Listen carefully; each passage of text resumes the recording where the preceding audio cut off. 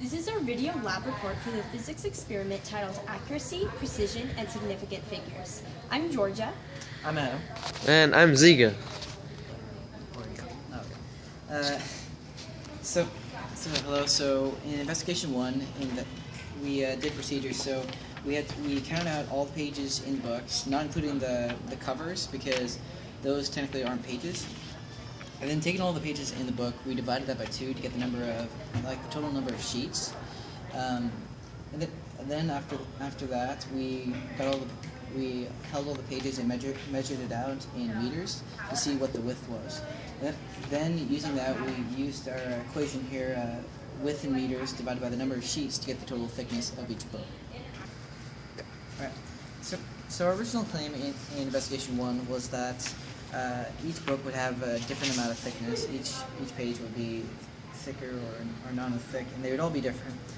And so as we tested each book, we found that with the thickness of each pages, the biology thickness was 6.60 times 10 to the negative fifth, while chem was 6.40 times 10 to the negative fifth.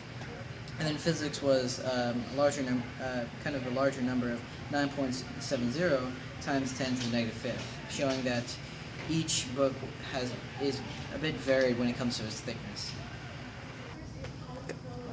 So during our investigation, though, there wasn't really much errors, but there was one error that we encountered, and that was that the physics book and the chemistry book, that they were basically the same thickness. So we had to retest multiple times. However, we tried to account as much as we could for that error. However, we weren't really able to treat it directly. Okay, so for investigation 2, what we had to do is we had to go to three different objects. It was the bleachers, the goalposts, and the solar panels. And what we did is we went to one of the points and we measured the length from the base. We measured the base from you, or the person which is looking at it, to the highest point. And then you would use an altimeter you would use this, and you would look right at the highest point, and then you would get an angle. You'd use that angle and the measure of the base, which you recorded before. You'd use tangent, and then you would find the height of the object. But then you have to add your own height as well, because you start at an upper level. So adding those together, you get the height of the full object. Okay, so our claim for investigation 2 was that the goalposts were the tallest, and the heights of all the different things which you measured was that the solar panels was 4.9 meters tall, the stands were 6.88 meters tall, and the goalpost was 12.7 meters.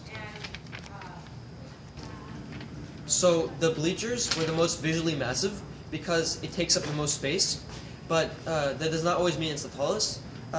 So the tallest one was actually the goalpost because even though it was not so visually massive, it was still very skinny.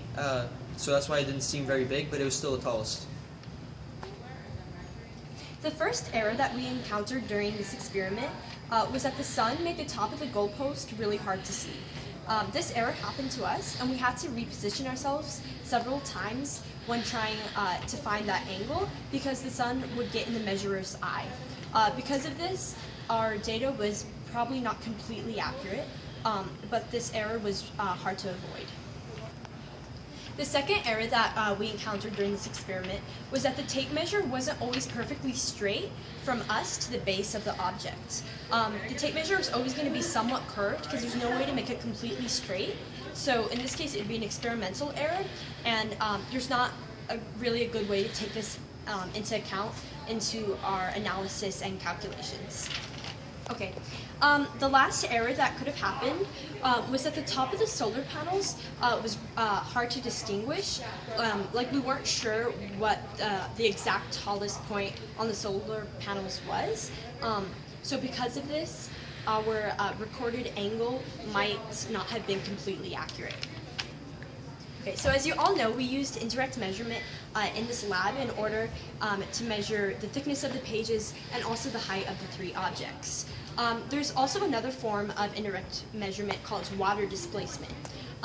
This method can be used to find the volume of kind of irregular objects or like irregular small objects that would be really hard to calculate the volume for. In order to do this, you need a graduated cylinder with a known volume of water.